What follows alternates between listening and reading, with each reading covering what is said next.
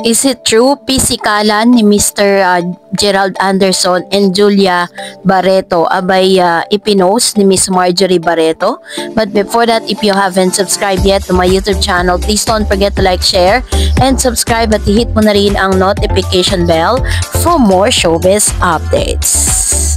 Bago tayo of course magpatuloy sa ating updates for today's video, nais kong pasalamatan kayo for always watching and trusting this channel. Thank you so much sa inyong palagiang panonood at palagiang pagsubaybay sa mga updates po natin. Maraming salamat po. At ngayon, bago tayo magsimula, let's watch this video update. Diba? Gerald Anderson at Julia Barreto. Si Gerald nagsabi na we're still together, walang problema. Pero si Julia wala pa, no? Wala pa. At saka pa yung mga gestures nila sa Itbulaga, parang may something eh. Di ba? Nakita mo, pinaghiwalay sila. Oo. Nasa studio si Julia, nasa bahay. Isipin mo, ano to? Bakit may ganito? Kung sasasalita si kamusta ka na?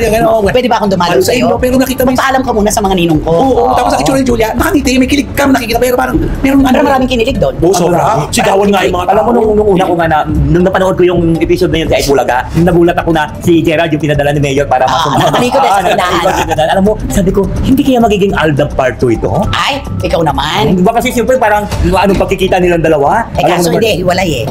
Hiwalay. Tapos may mga lumulutang na ito daw si Marjorie Barreto ay nagkaroon daw ng cryptic post tungkol daw sa isang babae na matagal nang nagdurusa na hindi na makatiis kaya humiwalay. Hindi ko alam, hindi ko nabasa yon. Kasi ang sabi, inilabas, tinanggal din kagad.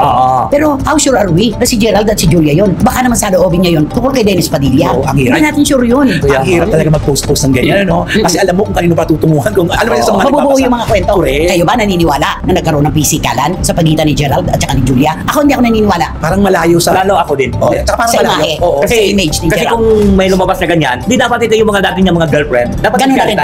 Dapat nagsalita na, sinasaktan talaga. Tsaka marespeto siya. At saka knowing Marjorie, nanay, kung sasaktan yung anak mo. Diba? Ay talagang lalabas at lalabas talaga yan. Sasalita. Mas masahol pa sa ginawa niyang pagsasalita laban kay Dennis Padilla. Totoo. Anak yan eh. Iba na pag anak ang sangkot sa usapin. Hindi ako naniniwala doon. Hindi rin ako naniniwala na nagkaroon ng pisikalan. Siguro, komunikasyon lang ang kailangan nila. Yun lang naman yun. Yung cryptic post, hindi ko nabasa. Wala, pinure eh. Nabasa mo? Hindi din. Ay, hindi ko na Tatlo tayo, hindi tayo naniniwala. Dahil di natin nabasa yung cryptic post na tinanggal. Yun, mahirap maniwala. Yung iba, kapag gagawa-gawa agad, tinatagpi-tagpi agad ang kwento, kahit wala namang kasiguruhan at wala resibo. Tapos Sa isang video updates na inilabas si Manay Christopher Min sa kanyang YouTube channel na SNNers or Showbiz News Now na ay nilinaw at tinakil niya po ang patungkol po kay Julia Barreto and Mr. Gerald Anderson, kung saan napanood niya ang ilan sa mga segment at kinakiligan ng mga netizens sa Itbulaga ang pagdalaw at pagsurpresa nga nito kay Miss Julia Barreto na nagmistulang Aldab pa nga daw. So dahil po dito ay talaga namang nabuhayan ng loob ang lahat ng mga Gerald fan na wala talagang breakups na nagaganap, kahit na ilang beses na pong ipinaliwanag ni Mr. Gerald Anderson that they are really okay at stable ang kanilang relationship ni Miss Julia Barreto. Pero hindi po yun ang lumalabas ngayon sa social media. Napansin daw kasi ng mga netizen na may kakaibang kinikilos si Miss Julia Barreto nung dumalaw nga itong si Mr. Gerald Anderson sa Itbulaga. Tila baga parang sobrang ilag na ilag siya at halos ayaw niya pong kausapin, no? Itong si Mr. Gerald Anderson na parang meron siyang tinatago. At dito na po talaga nag-uugat at dito na po talaga lumalabas ang mga chismis na totoo nga, no, na meron nga pong hindi pagkakaunawaan ng Gerald.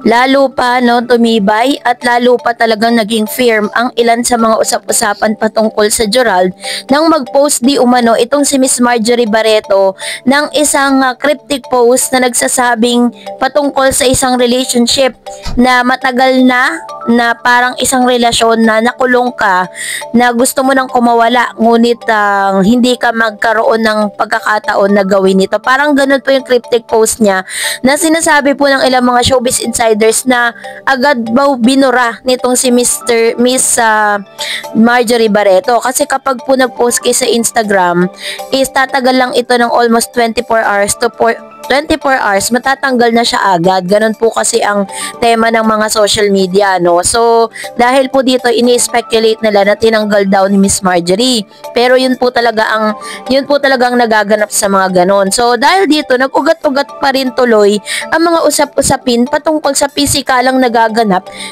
between Julia and Gerald. Kasi tindi po ng mga aligasyon na sinaktan daw di umano ng pisikal nitong si Gerald, si Julia, kaya po sila nagkaroon po ng di pagkakaunawaan. Pero base po naman sa mga nakakakilala kay Gerald Anderson, maging si Christopher Min, pinagtanggol si Gerald na hindi raw di umano magagawa ni Gerald ito kay Miss Julia Barreto. Dahil unang-una, alam naman natin na si Gerald po ay isa sa mga masasabi natin na reserve siya, diba, sa Coast Guard siya.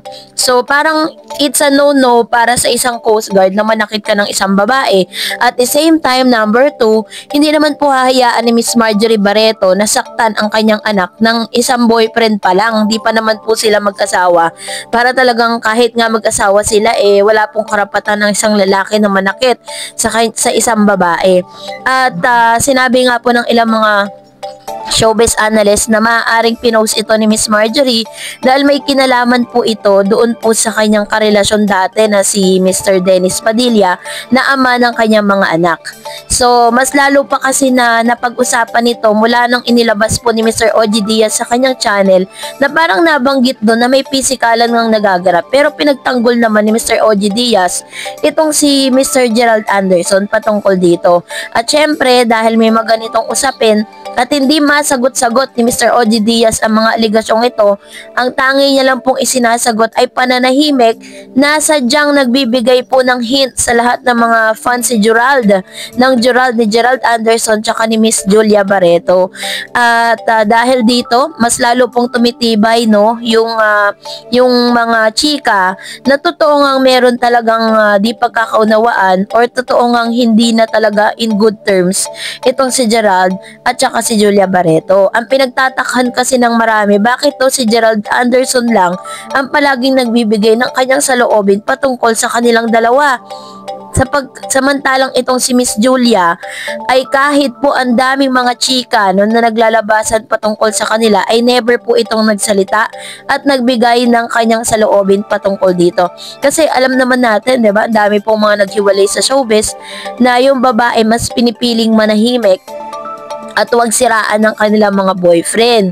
Kasi parang nauso na ngayon yan sa showbiz, diba? Kasi parang they are not burning the bridge and gusto nila na, kasi may mga chances na makakatrabaho pa rin nila yung kanilang mga dating karelasyon. Kaya ayaw nilang sisiraan ito sa Sokmed. So yun ngayon yung parang rason ng ilang mga Gerald fan. So kayo po, ano pong inyong saloobin patungkol dito? Comment down below. And that's it for today. For more videos and updates, please don't forget to like and subscribe. And please don't forget to follow my Facebook page, Dar Eds TV. God bless everyone.